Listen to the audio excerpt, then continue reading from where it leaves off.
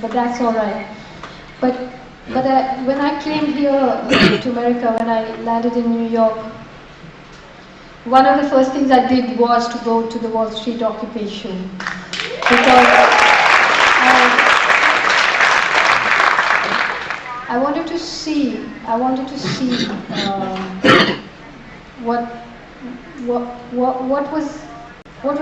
what was it? I mean, who were they, and what is that about, and how does it connect to the things that we've been fighting and writing about? And clearly, whatever all the various strands are, and the fact that they don't have demand, and the fact that it doesn't have identifiable leaders, still there is a connection between what's going on there and what's going on here, and that connection is that of exclusion.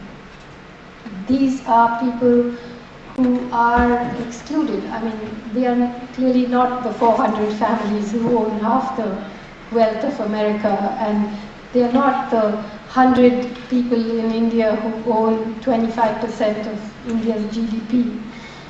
So, while all of us are people who believe in something, I mean, I think all of us in this room, and we are people who believe in revolution, who believe that the system must be brought down. But right now, for the moment at least, I was thinking that the least we can ask for to begin with is that there has to be a cap on all of this, there has to be a lid on it. And I thought I'm a capist and a lidite. and we do need to say a few things. One is that no individual can have an unlimited amount of wealth. No corporation can have an unlimited amount of wealth. And this sort of cross-ownership of businesses really has to stop. In India there are so many, of course. The Tatas are the biggest company. They own iron ore mines, steel mines, iodized salt, television channels, they manufacture trucks, they fund activists, they do everything, So there's an iron ore and steel plant, a steel company called Jindal's. They have iron ore mines, steel mines. The CEO is in Parliament, he's a member of Parliament. He's also the member of the National Flag Foundation because he won the right to fly the national flag on his house. They run a global law school just outside Delhi, which is like a Stanford campus in the midst of the most unbelievable squalor you can imagine, where they have faculty from all over the world paid huge salaries. They fund and promote cutting-edge artists who work in stainless steel. And they recently had a protest workshop. So they flew in activists into this unbelievably posh campus, and then you had sort of protest poetry and protest slogans, and so they own everything. They own the resistance, they own the mines, they own the parliament, they own the flag, they own the newspapers. They don't let anything go. So these are some simple things that have to stop. That you just can't. Berlusconi owns 90% of the media in Italy. So what if he's not the prime minister? So it's a kind of insanity that's set in, which could have some simple solutions too. Like, for example, perhaps children shouldn't inherit the wealth their parents amass.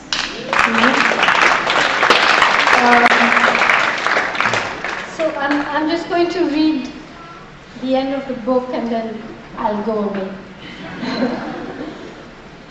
Can we expect that an alternative to what looks like certain death for the planet will come from the imagination that has brought about this crisis in the first place? It seems unlikely. The alternative, if there is one, will emerge from the places and the people who have resisted the hegemonic impulse of capitalism and imperialism instead of being co-opted by it. Here in India, even in the midst of all the violence and greed, there is still hope. If anyone can do it, we can. We still have a population that has not been completely colonized by that consumerist dream. We still have a living tradition of those who have struggled for Gandhi's vision of sustainability and self-reliance, for socialist ideas of egalitarianism and social justice. We have Ambedkar's vision, which challenges the Gandhians as well as the socialists in serious ways. We have the most spectacular coalition of resistance movements with their experience, understanding, and vision. Most important of all, India has a surviving Adivasi, that's an indigenous population of almost 100 million. They're the ones who still know the secrets of sustainable living. If they disappear, they will take those secrets with them. Wars like Operation Green Hunt will make them disappear. So victories for the prosecutors of this war will contain within itself seeds of destruction, not just for Adivasis, but eventually for the human race. That's why the war in central India is so important. That's why we need real and urgent conversations between all those political formations that are resisting this war. The day capitalism is forced to tolerate non-capitalist societies in its midst and to acknowledge limits in its quest for domination, the day it is forced to recognize that its supply of raw material will not be endless, is the day when change will come. If there is any hope for the world at all, it does not live in climate change conference rooms or in cities with tall buildings. It lives low down on the ground with its arms around the people who go to battle every day to protect their forests, their mountains, and their rivers, because they know that the forests, the mountains, and rivers protect them. The first step towards reimagining a world gone terribly wrong would be to stop the annihilation of those who have a different imagination, an imagination that is outside of capitalism as well as communism, an imagination which has an altogether different understanding of what constitutes happiness and fulfillment. To gain this philosophical space, it is necessary to concede some physical space for the survival of those who may look like the keepers of our past, but who may really be the guides to our future. To do this, we have to ask our rulers, can you leave the water in the rivers, the trees in the forest? Can you leave the bauxite in the mountain? If they say they cannot, then perhaps they should stop preaching morality to the victims of their wars.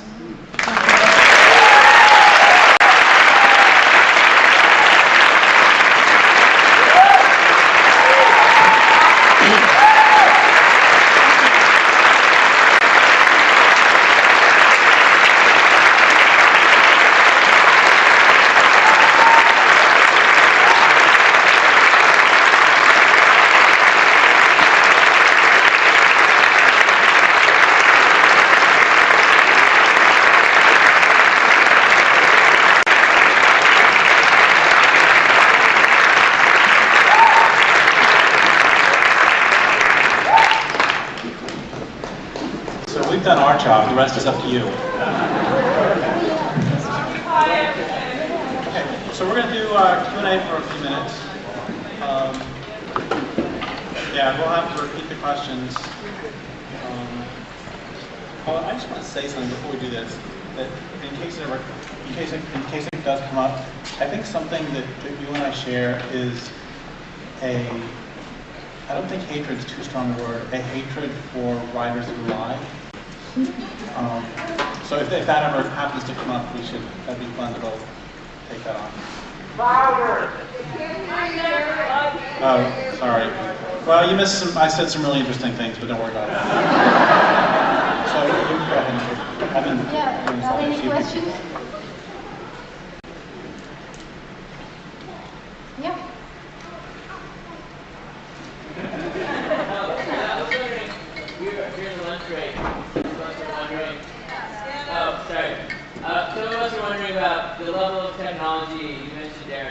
books that maybe the hunter-gatherer level of technology is the only truly sustainable level if we're honest with ourselves. And I was wondering if the world that you envision, the post-revolutionary world, is hunter-gatherer level of technology, or if you see some sort of hybrid or what you're visioning there. Well, it seems pretty clear to me that and did people hear that? Basically the question is, do I really believe that hunter-gatherer is the only level of technology that's sustainable? And it seems pretty clear to me that any way of life that is based on the use of non-renewable resources is by definition not sustainable. And likewise, any way of life that's based on the hyper-exploitation of renewable resources isn't sustainable. If every year there are fewer salmon than there were the year before, eventually there'll be none. And anybody who is not the head of the National Marine Fisheries Services can understand this. And I would then go a step further and say that any way of life that's based on the use of resources won't last. And what I mean by that is that so many indigenous people have said to me that the fundamental difference between Western and indigenous ways of being is that even the most open-minded Westerners perceive listening to the natural world as a metaphor. They perceive the world as consisting of resources to be exploited, as opposed to other beings to enter into a relationship with. And this is really crucial because how you perceive the world affects how you behave in the world. And there's a great line by a Canadian lumberman: when I look at trees, I see dollar bills. And if when you look at trees, you see dollar bills, you're going to treat them one way. If you look at a bauxite mountain, you see dollar bills, rupees, you're going to treat it one way. If when I look at trees, I see trees, I'll treat it another way.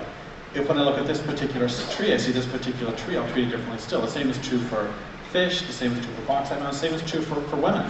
If when I look at women, I see orifices, I'm going to treat them one way. If when I look at women, I see women, I'll treat them another way. If when I look at this particular woman, I see this particular woman, I'll treat her differently still. I just saw a great example of this having to do with crabs. Just recently, about a year ago, I live on a coastal town, and the harbor master, in the newspaper, the harbor master was saying why crabbers work so hard during crabbing season. And he said each crab is worth about $1.50. And he said, if you can imagine all sorts of envelopes lying all over the ground, each one has $1.50 in it, you'd be picking them up as fast as you can. And that's true, except crabs aren't actually envelopes filled with $1.50. Crabs are beings with lives as valuable to them as yours is to you and mine is to me. Which doesn't mean that we can't eat them. Very, very quickly, I was doing a radio interview in Spokane, Washington several years ago, and the interviewer said, you know, Indians exploited salmon too. And I said, no, they didn't, they ate them. And he said, well, what's the difference? I said, well, they gave them respect for the spirit in exchange for the flesh. I knew that answer was kind of crap, but I'm a male, and so I'm required by law to answer every question that's asked of me. And so later on, I had a long conversation with a tree that I had a long relationship with, and I said, what is the fundamental predator-prey relationship? And the tree gave me the answer, which is, if you consume the flesh of another, you take responsibility for the continuation of the other's community. So if I consume salmon from the Klamath River, I take responsibility for the continuation of the Klamath River salmon community. Not stewardship, which comes from the root sty ward, which is the ward of the pigsty, but instead responsibility, which comes from the root respondere, which means to give in return. So they give me their life, I give them my life. But back to the original point, no, the only level of technology that's sustainable is something that doesn't harm the land base at all. And eventually we will either, by definition, be living that way, or we won't be living at all. So no, the only ways of living that have been, and I want to say clearly that where I live is Tolowa land, and the Tolowa lived there for 12,500 years if you believe the myths of science. And if you believe the myths of the Tolowa, then they lived there since the beginning of time. And that's a long, long time. And the dominant culture has been there 180 years and the place is trashed. So yeah, the only level of technology, we can fantasize all we want, but the only level of technology that's sustainable is one that is not based on non-renewable resources and not based on the hyper-exploitation of renewable resources.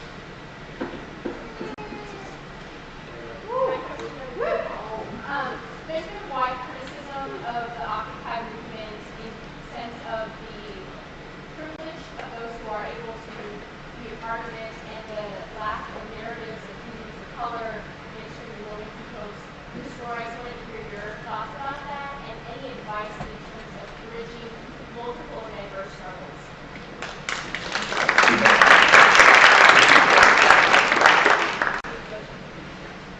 The question is that the Occupy Wall Street movement has somehow excluded less privileged communities and people of color, black people, and so on. I think, you know, it's interesting that it's the reverse of what happens in a place like India, you know, where the privileged people are not involved in any movements unless they are very right-wing movements, you know. And so I think even the anti-war movement, I remember being here on a march and being interested in the fact that there were not that many black people or people of color involved, and even in this audience there aren't. And I mean, I'm not exactly the right person to answer that question, but I think perhaps it does have to do with maybe the fact that they don't even have the leisure to be able to be involved. You know, maybe, I don't know if I'm wrong about that, but so, like for example, when you're trying to mobilize politically in a city in India, the people who are really at the bottom of the barrel have to work so hard night and day that they don't have time. They don't have time to listen to or go to political meetings or to be involved, and they are so fragile that they simply can't afford to. You know, the old days of workers' unions and labor unions and things, all that has been dismantled. So I don't know, maybe Derek, you have a better answer for this question here, about here. No. Being a male, I'm going to say one thing, which is, there's a term for what you're talking about that I've heard is called primary emergency, where oftentimes if someone becomes an activist, if they have the leisure to become an activist, a lot of times they will go after the primary thing that is affecting them. So I thought about this a lot after I talked to John Stauber, who's an anti-public relations industry activist. He does great work. He's a white male, and so in many ways he has the leisure to do that, as opposed to many times if a woman becomes an activist, many times one of her first issues might be men's violence against women. And that might be the place, that's not to say everybody, but that might be the first place someone goes. And so I just wonder where that question of primary emergencies fits into this. I think I'm just saying it's pretty good. The other part was about advice for bridging multiple and diverse struggles. What advice might you give? I'm very bad at giving advice, very bad. You know, because I would really like to know more about what's going on here before I gave advice. You know? But actually, there's a woman of color here who might be.